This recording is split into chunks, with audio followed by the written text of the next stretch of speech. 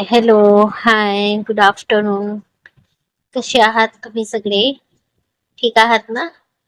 तर चला तर मग सुरुवात करूया आपल्या नवीन भागाला. बच्चा, तू ओके आहेस ना? यशने सियापासून बाजूला होत विचारलं. तिच्या थकलेल्या चेहऱ्यावरूनच त्याला तिची काळजी वाटू लागली होती. अहो, सियाने हुंकार भरला आणि त्याच्या मिठीत शिरली. थकल्याने तिला लगेचच झोप लागली. तसं यशने सुद्धा कपाळावर बोट टेकवत तिला आपल्या हृदयाशी लावले. त्याने हळूच दोघांवर ब्लँकेट ओढून घेतलं आणि तिला मिठीत घेऊन तो सुद्धा झोपी गेला. दुसऱ्या दिवशी पक्ष्यांच्या चिवचिवाटने यशला जाग आला. तसं त्याला आपल्या छातीवर तिचे उष्ण आणि हळूवार श्वास जाणवू लागले, जे अनुभवून त्याच्या ओठांवर स्माईल आली. त्याने तशीच मान खाली केली आणि आपल्या पाखराला बघितलं तर आता सिया त्याला चिटकून झोपली होती. तिचा चेहरा त्याच्या छातीवर होता आणि तिचे गरम श्वास त्याच्या छातीवर त्याला जाणवत होते. यशने हळूच आपल्या बोटांनी तिच्या चेहऱ्यासमोरचे केस अलगद तिच्या कानामागे गेले. तसे सियाने चुरबुड गेली आणि पुन्हा त्याच्याजवळ सरकून त्याला बिलगली. तशी यशच्या ओठांवर स्माईल आली आणि त्याने तिच्या कपाळावर ओठ टेकले. आज बहुतेक त्याच्या डॉलला त्याला सोडायची इच्छा नव्हती. मग तो तरी तिला कसा सोडेल? तसही आज संडे होता. ऑफिसला जाण्याची तेवढी लगबग नव्हती. म्हणून यश सुद्धा आपल्या पाखराला मिठीत घेऊन निवांत पडला होता. दुसरीकडे अक्ष उठून जिमला आला होता, पण तिथे अक्षला न बघून त्याच्या भुवया जुटल्या. जितकं त्याला माहिती होतं, यश कधीही आपलं रुटीन मिस करत. मग तो अजून कसा आला नाही याचाच त्याला प्रश्न पडला आणि तो तसाच आल्या पावली परत गेला. त्याला काहीही करून यश कुठे आहे हे जाणून घ्यायचं होतं. अहो, आज काहीही करून आईला बाबाशी बोलायलाच लावा. तुम्हाला तर माहिती आहे आता आपल्याकडे काहीच उरलं नाही. शारदा रमाकांतला बघत म्हणाली. रमाकांतने काहीच त्रासून उत्तर दिलं. सतत आपल्या बायकोच्या कटकटीने आता त्यांना सुद्धा वैताग आला होता. इकडे सियाच्या खोलीत सियाला जाग आली. स्वतःला यशच्या मिठीत बघून तिला रात्रीचे गोड क्षण आठवले आणि तिच्या ओठांवर लाजरं हसू आलं आणि ती उठायला गेली तसं तिच्या ओटीपोटी कळ आली. औच! सिया पोटावर हात ठेवून बोलली आणि तशीच पुन्हा बेडवर बसली. चेहऱ्यावर वेदनेची हलकीशी छटा दिसू लागली. तर तिच्या तोंडून वेदनादायी आवाज ऐकून यश तसाच उठून बसला. बायको, त्याने हळूच तिच्या जवळ सरकत तिला आवाज दिला. तिच्या चेहऱ्यावरचे वेदनेचे भाव बघून त्यालाच कसं तरी झालं. बायको, खूप त्रास होतोय का? यशने तिच्या डोळ्यात बघत विचारलं, जे अजूनही हलक्याशा पाण्याने डबडबले होते. त्याच्या आवाजातली ती भरमसाठ काळजी बघून सियाने त्याला एक स्मित हसू दिलं. पण खरं सांगायचं तर तिचं अंग अजूनही वेदनेत ठणकत होतं. रात्रीचा थकवा आणि ती वेदना असून सुद्धा तिचा चेहरा उजळला होता आणि आता त्यावर समाधानाचं हसू होतं. ती पुन्हा उठायला गेली तसे यावेळी तिला काही करायच्या आतच अचानक ती हवेत उचलल्याने भीतीने तिने आपले डोळे मिटून घेतले. पण जसं तिला त्याच्या मजबूत बाहूंची अनुभूती झाली, तिने हळूच आपल्या डोळे उघडले आणि आपले हात त्याच्या गळ्याभोवती गुंडाळले. बायको, मी इथे असताना तुला स्वतःला त्रास करून घ्यायची अजिबात गरज नाही. तू फक्त तुला काय हवं ते ऑर्डर सोडायची. यश म्हणाला आणि सियाला घेऊन वॉशरूम कडे जाऊ लागला. तर त्याच्या त्या म्हणण्यावर सियाने लाजत मान खाली केली.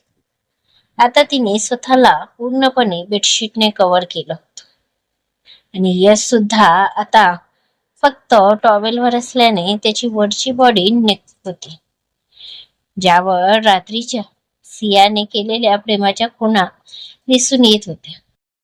त्या बघून सियाला स्वतःचीच लाज वाटू लागली होती. यशने सियाला तिथल्या स्लॅबवर बसवले. मग त्याने थंड गरम पाण्याचं शॉवर सुरू करून तिथे असणारा तो बाथटब भरून घेतला. त्यानंतर त्याने पुन्हा सियाला उचलली आणि बाथटब मध्ये ठेवले. गरम कोमट पाणी अंगावर येताच सियाला खूप बरे वाटलं आणि ती डोळे मिटून थोडा वेळ राहिली. तर यश तिला सोडून बाहेर खोलीत आला. तशी त्याची नजर खोलीत फिरली. त्या विखुरलेल्या पाकळ्या, त्या अस्तित्व गमावलेल्या कॅन्डल्स आणि चुरगुरा झालेली ती बेडशीट, सगळं सगळं त्याला रात्रीच्या गोड क्षणाची अनुभूती देत होते. काल त्याच्या डॉनने त्याला आयुष्यातलं सगळ्यात मोठं आणि तितकंच गोड असं सरप्राईज दिलं, ज्याचा आनंद आताही त्याच्या चेहऱ्यावर ओसंडून वाहत होता. खरं तर त्यांचं प्रेम हे जवळ आहे, त्याच्या सोबत आहे यातच समाधानी होत. पण शरीराचं काय, त्याच्याही काही गरजा असतात. जेव्हा आपलं प्रेम आपल्या समोर आहे आणि तिच्यावर आपला पूर्ण अधिकार असून सुद्धा जेव्हा आपण तो अधिकार घेऊ शकत नाही, तेव्हा किती यातना होतात हे त्याच्याशिवाय चांगलं कुणाला समजेल ना. पण काल रात्री त्याच्या डॉनने त्याला स्वतःवर तो अधिकार आणि प्रेम देऊन त्याला पूर्णपणे समर्पित झालेली. यश ते सगळं बघून आताही रात्रीच्या त्या सुंदर क्षणात हरवला होता. तितक्यात वॉशरूमचा दार उघडला आणि त्याचं लक्ष तिकडे गेलं. तर आता त्याची डॉल गुडघ्यापर्यंतच्या बाथरूम मध्ये तिथे उभी होती. त्यात तिचा चेहरा आता आणखी ग्लो करत होता. पण सोबतच त्याला असं एकटक आपल्याकडे बघताना बघून सियाचे गाल झरझर गुलाबी होऊ लागले.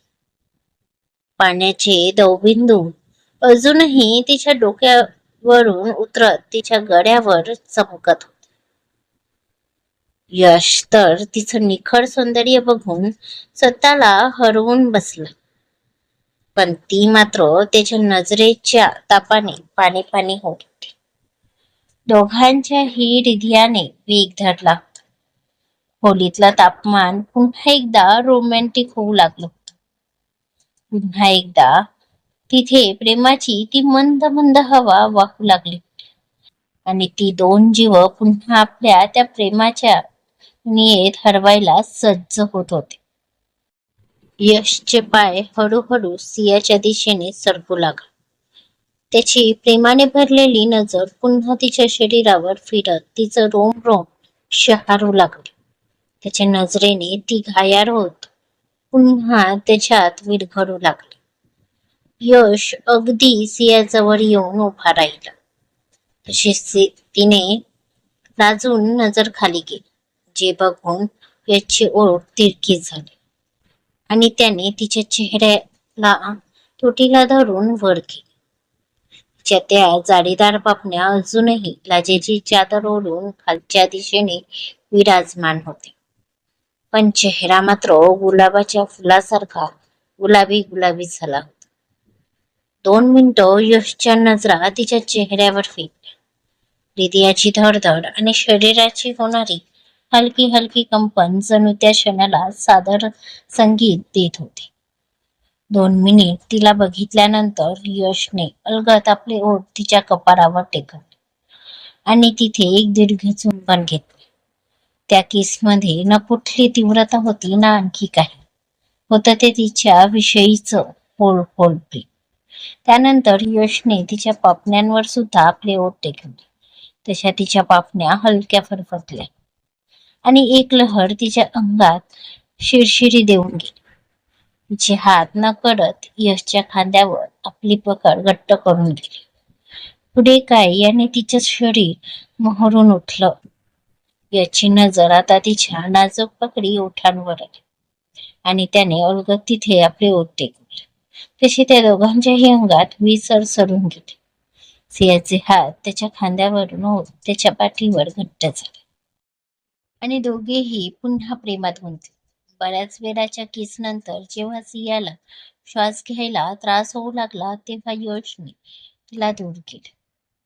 तसं सियाने आपला चेहरा त्याच्या मिठीत लपविला. जोड जरा श्वास घेत दोघेही स्वतःला शांत करू लागले. त्यानंतर यशने तिचा चेहरा उंजरीत घेत तिच्या कपाळावर दीर्घ चुंबन घेतले. तसं त्याच्या प्रेमळ स्पर्शाने सियाने आपले डोळे अलगद मिटून घेतले. तू रेडी हो, तोपर्यंत मी फ्रेश होऊन येतो. यश सियाच्या गालाला थोपटत म्हणाला आणि वॉशरूम मध्ये गेली. तर सिया स्मित करत ड्रेसिंग रूम मध्ये गेली. थोड्या वेळात जेव्हा यश वॉशरूम मधून बाहेर आला तर त्याच्या खोलीचं दृश्यच बदललं होतं. सियाने सगळी रूम स्वच्छ आणि नीटनेटकी करून घेतली होती.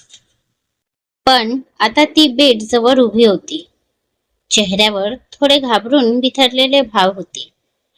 तिला तसं बघून यशच्या भुवया जुळल्या आणि तो तसाच केस पुसत पुसत सियाच्या बाजूला येऊन उभा राहिला. बायको, त्याने आवाज दिला. तसं सियाने त्याच्याकडे चमकून बघितलं. बायको, काय झालं? तू इतकी घाबरली का आहेस? अहो ते बोलून सियाने बेडकडे इशारा केला.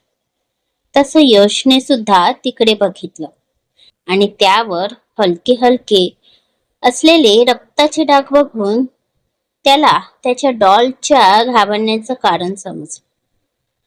डोंट वरी बच्चा, हे नॉर्मल आहे. अगं तू हे आता बघितलं? मी तर कधीच बघितलं आहे. इट्स ओके बच्चा, पहिल्यांदा इंटिमेट झाल्यावर असं होते कुणाकुणाला. त्यात काही सिरियस नाही. मी आताच मेडला ते चेंज करायला सांगतो, यश म्हणाला आणि आपला फोन हातात घेतला. अहो नको, ते ते मिस करते, सिया लाजून बोलली. आणि तिने पटकन जाऊन कपाटातून बेडशीट आणली. बेडवरची बेडशीट तिथे लॉन्ड्री बॅग मध्ये टाकून दिली आणि नवीन बेडशीट बेडवर अंथरू लागली. यशने सुद्धा तिला ते करायला मदत केली. त्यानंतर दोघेही रेडी होऊन खाली आले. तशी सुगंधाची नजर त्यांच्यावर गेली. सियाच्या चेहऱ्यावरचा तेज बघून त्यांना समजायला वेळ लागला नाही. तिचा तो तेज बघून त्यांच्या अनुभवी नजरेला लगेच काय ते कळलं आणि त्यांच्या ओठांवर स्मित हसू आलं, जे बघून सगळ्यांच्या नजरा त्या दिशेने वळल्या आणि अक्षच्या चेहऱ्यावर राग दाटून आला. चला तर मग शेवटी झालेच यश आणि सिया एक. पण आता अक्ष काय करेल हे बघणं इंटरेस्टिंग ठरणार आहे. पण आजचा भाग कसा वाटला ते कमेंट करून नक्की सांग आणि कथा आवडल्यास लाईक शेअर करून चॅनलवर सबस्क्राईब नक्की करा. धन्यवाद.